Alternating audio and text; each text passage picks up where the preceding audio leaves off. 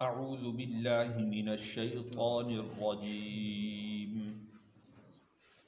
بسم اللہ الرحمن الرحیم وَلَقَدْ مَنَنَّا عَلَى مُوسَى وَهَارُونَ وَلَقَدْ مَنَنَّا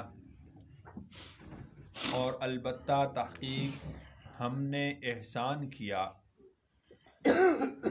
علی موسیٰ و ہارون موسیٰ پر اور ہارون پر. ویسے تو اللہ تعالیٰ کے احسانات اگر ہم شمار کریں تو وہ شمار نہیں کر سکتے. یہ جو احسان اللہ تعالیٰ نے فرمایا تھا یہ نبوت کا احسان تھا. انبیاء علیہم السلام دنیا میں اللہ تعالیٰ کی معرفت کرواتے ہیں، اللہ کی پہچان کرواتے ہیں، اور بندوں پر جو سب سے بڑا احسان ہے وہ اللہ کی معرفت کا نصیب ہو جانا ہے، اللہ کی پہچان کا نصیب ہو جانا ہے. عجیب دعا ہم نے بزرگوں سے سنی کہ فرماتے تھے کہ تم اللہ سے اللہ کو مانگو، تم اللہ سے اللہ کو مانگو کہ اللہ تو اپنی ذات کا تعلق نصیب فرما دے، اپنی معرفت نصیب فرما دے، اپنی معرفت کا نور نصیب فرما دے. جس شخص کو یہ مل جائے تو وہ شخص کبھی بھی گمراہ نہیں ہو سکتا، اس لیے کہ جس کو اللہ کی معرفت نصیب ہو گئی اس کو صوفیاء کرام واصل کہتے ہیں، اور صوفیاء کرام کا مقولہ ہے کہ الواصل لا یرجع، جو ایک دفعہ اللہ تک پہنچ جاتا ہے پھر وہ کبھی گمراہ نہیں ہوتا. تو وَلَقَدْ مَنَنَّا عَلَى مُوسَى وَهَارُونَ ہم نے موسیٰ علیہ السلام اور ہارون علیہ السلام پر احسان کیا، وہ نبوت کا عطا کرنا تھا. وَنَجَّيْنَاهُمَا اور ہم نے ان دونوں کو نجات دی، وَقَوْمَهُمَا اور ان کی قوم کو، من الکرب العظیم بڑی گھبراہٹ سے. یہاں پر اس سے مراد موسیٰ اور ہارون علیہ السلام کی قوم کا فرعون سے نجات ملنا ہے کہ فرعونی کس طریقہ سے ان پر ظلم کیا کرتے تھے، بگاڑ لیتے تھے، بچوں کو قتل کر دیتے تھے. اور یہ موسیٰ علیہ السلام کی قوم بنی اسرائیل یہ ان کے سامنے یہ سوال نہیں اٹھا سکتے تھے، یہ کہہ نہیں سکتے تھے کہ ہمارے بچوں کو آخر تم قتل کیوں کرتے ہو. اتنی بڑی گھبراہٹ، اتنا زیادہ دباؤ، اللہ تعالیٰ نے بنی اسرائیل کو اس مصیبت سے، اس گھبراہٹ سے اللہ نے ان کو نجات عطا فرما دی. وَنَصَرْنَاهُمْ اور ہم نے ان کی مدد کی، فَكَانُوا هُمُ الْغَالِبِينَ وہی غالب رہنے والے تھے. یعنی وہ سارا واقعہ آپ حضرات نے سنا ہے کہ اللہ تعالیٰ نے کس طرح موسیٰ علیہ السلام اور ان کی قوم کو بحر قلزم سے گزار دیا، اور فرعون اور اس کی پوری فوج کو کس طریقے سے اللہ تعالیٰ نے پانی کے اندر غرق کر دیا. وَآتَيْنَاهُمَا دونوں کو کتاب دی، الکتاب المبین، الکتاب المستبین ہم نے ان دونوں کو روشن کتاب دی، تورات، جس میں اللہ تعالیٰ نے شریعت کے احکام کو بڑی تفصیل کے ساتھ بیان فرمایا. وَہَدَيْنَاهُمَا اور ہم نے ان کو راہ سجھائی، الصراط المستقیم سیدھی راہ. یعنی انبیاء علیہم السلام کے اوصاف میں سے ایک وصف یہ ہے کہ وہ ہدایت کے علم بردار ہوتے ہیں، ہدایت کا مینارہ ہوتے ہیں، لوگ ان کو دیکھ کر ہدایت کی طرف آتے ہیں۔ تو یہ انبیاء علیہم السلام کے لازمی وصف میں سے ہے کہ انبیاء کبھی بھی گمراہ نہیں ہوتے۔ انبیاء علیہم السلام ہمیشہ سیدھی راہ پر رہتے ہیں۔ اسی کو کہا جاتا ہے کہ انبیاء علیہم السلام معصوم عن الخطا ہوتے ہیں۔ انبیاء علیہم السلام گناہ کی طرف نہیں بڑھتے، بلکہ اللہ تعالیٰ انبیاء کو گناہوں سے دور رکھتے ہیں تاکہ کسی وقت میں بھی، زندگی کے کسی حصہ میں بھی یہ ہدایت کا جو مینارہ ہے اس پر زد نہ آئے، اس پر انگلی نہ اٹھے۔ تو وَهَدَيْنَاهُمَ الصِّرَاطَ المستقیم، یہ وَهَدَيْنَاهُمَ الصِّرَاطَ المستقیم۔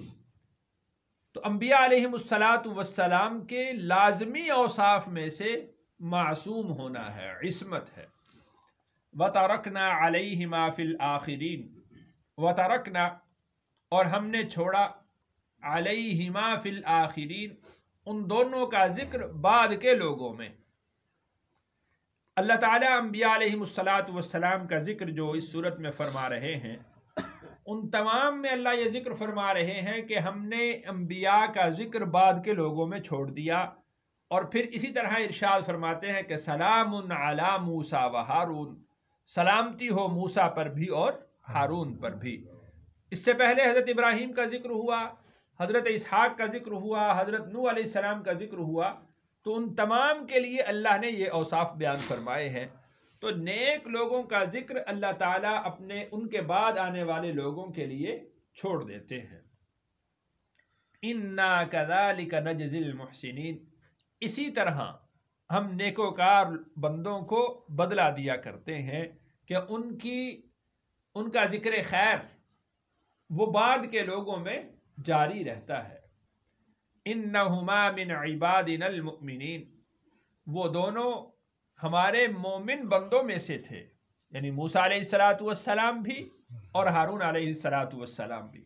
تو یہ یعنی لوگوں کو تنبیہ کرنا ہے، یہ تشجیع ہے، یہ موٹیویشن ہے کہ وہ ہمارے مومن بندوں میں سے تھے۔ یہ سارے کے سارے انعامات ان پر اس لیے ہوئے کہ وہ ہمارے ایماندار بندوں میں سے، مومن بندوں میں سے تھے، وہ ہم پر ایمان لانے والے بندوں میں سے۔ وَإِنَّ إِلْيَاسَ لَمِنَ الْمُرْسَلِينَ، وَإِنَّ إِلْيَاسَ، اور بے شک الیاس، لَمِنَ الْمُرْسَلِينَ، رسولوں میں سے تھے۔ حضرت الیاس کے بارے میں روایات میں آتا ہے کہ یہ حضرت ہارون کی اولاد میں سے تھے، بنی اسرائیل کے پیغمبر ہیں اور حضرت ہارون علیہ السلام کی اولاد میں سے ہیں۔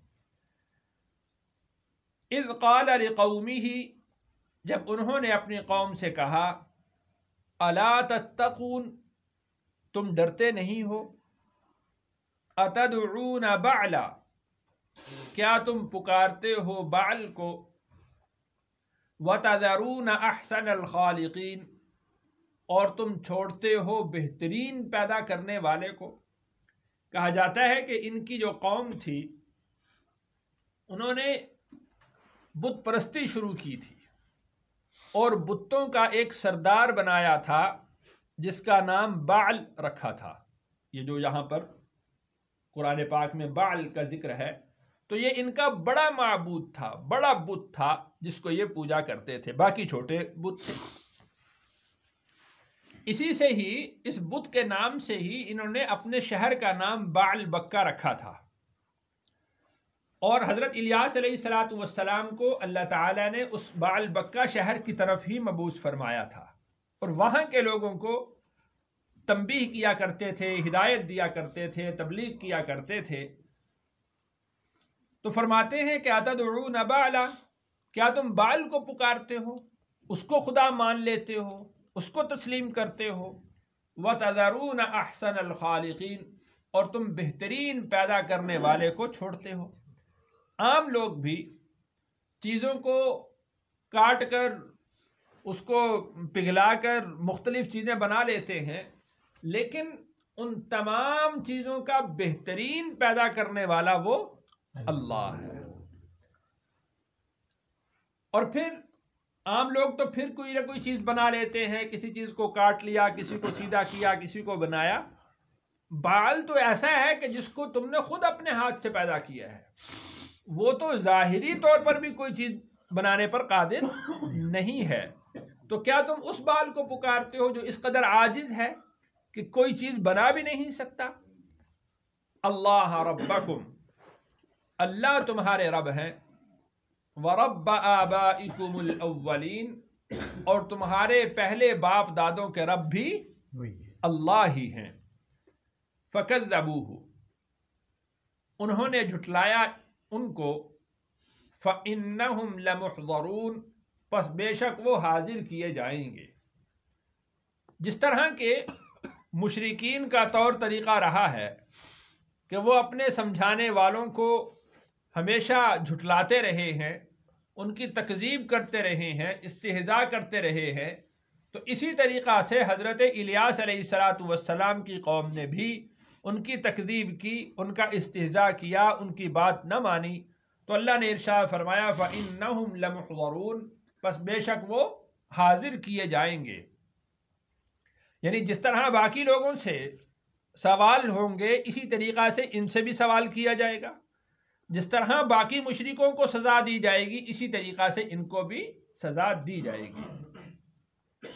الا عباد اللہ المخلصین، مگر اللہ کے مخلص بندے۔ ہر قوم میں اللہ نے کچھ نہ کچھ خیر ضرور رکھی ہوتی ہے، تو کچھ لوگ ایسے نکل آتے ہیں کہ جو ہدایت پر کاربند ہو جاتے ہیں، ہدایت کو تسلیم کر لیتے ہیں، ہدایت کی راہ پر آ جاتے ہیں، انبیاء علیہ السلام کی پیروی کرتے ہیں، ان کی تصدیق کرتے ہیں، ان کے ساتھ کھڑے ہوتے ہیں، ان کی معاونت کرتے ہیں، ان کی مدد کرتے ہیں، ان کی نصرت کرتے ہیں، ان کی بات کی تصدیق کرتے ہیں۔ تو اسی طریقہ سے حضرت الیاس علیہ السلام کی قوم میں سے بھی کچھ لوگ ایسے نکل آئے جنہوں نے حضرت الیاس علیہ السلام کی تصدیق کی، ان پر ایمان لائے۔ تو اللہ نے ارشاد فرمایا کہ ان کو اس طرح سے سزا نہیں دی جائے گی، ان کو اس طرح حاضر نہیں کیا جائے گا جس طرح کے مشرکوں کو حاضر کیا جاتا ہے۔ الا عباد اللہ المخلصین وترکنا علیہ فی الآخرین، اسی طرح ہم نے چھوڑ دیا ان کا ذکر بعد کے لوگوں میں۔